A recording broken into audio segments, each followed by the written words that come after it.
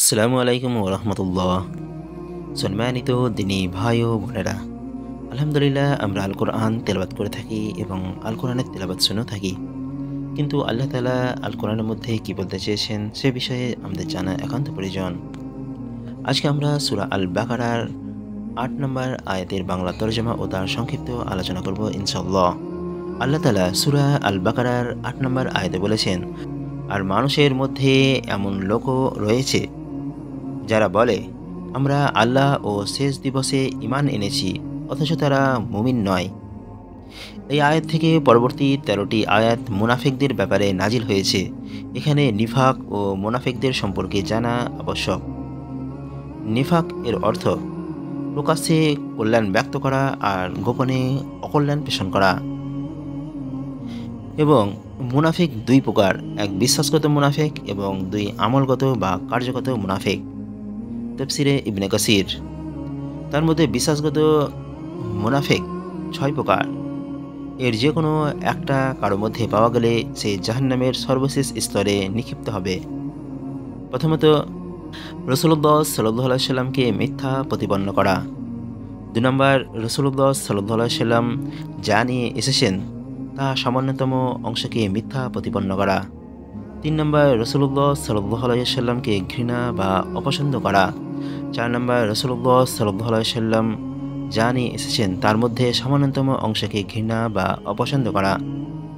৫ নম্বর, রাসূলুল্লাহ সাল্লাল্লাহু আলাইহি সাল্লাম এর দ্বীনের অবনতিতে খুশি হওয়া। এবং ৬ নম্বর, রাসূলুল্লাহ সাল্লাল্লাহু আলাইহি সাল্লামের দ্বীনের জয়ে অসন্তুষ্টি হওয়া। এ হলো বিশ্বাসগত মুনাফিক। আর কার্যগত মুনাফিক, এ ধরনের মুনাফিক আবার ৫ ভাবে হয়ে থাকে। এর প্রমাণ রাসূলুল্লাহ সাল্লাল্লাহু আলাইহি সাল্লামের বাণী। রাসূলুল্লাহ সাল্লাল্লাহু আলাইহি সাল্লাম বলেছেন, মুনাফিকদের নিদর্শন হলো ৩টি: কথা বললে মিথ্যা বলে, ওয়াদা করলে ভঙ্গ করে, আমানত রাখলে খেয়ানত করে। বুখারী শরীফ ৩৩ নম্বর এবং মুসলিম শরীফ ৫৯ নম্বর হাদিস। অপর বর্ণনায় এসেছে, ঝগড়া করলে অকথ্য গালি দেয়, চুক্তিতে উপনীত হলে তার বিপরীত কাজ করে। মুসলিম শরীফ ৫৮ এবং নাসাইর ৫০২০ নম্বর হাদিস। নিফাকের দ্বারা ঈমান হারা হয় না ঠিকই, কিন্তু এ জাতীয় নিফাক আকীদাগত নিফাকের মাধ্যম।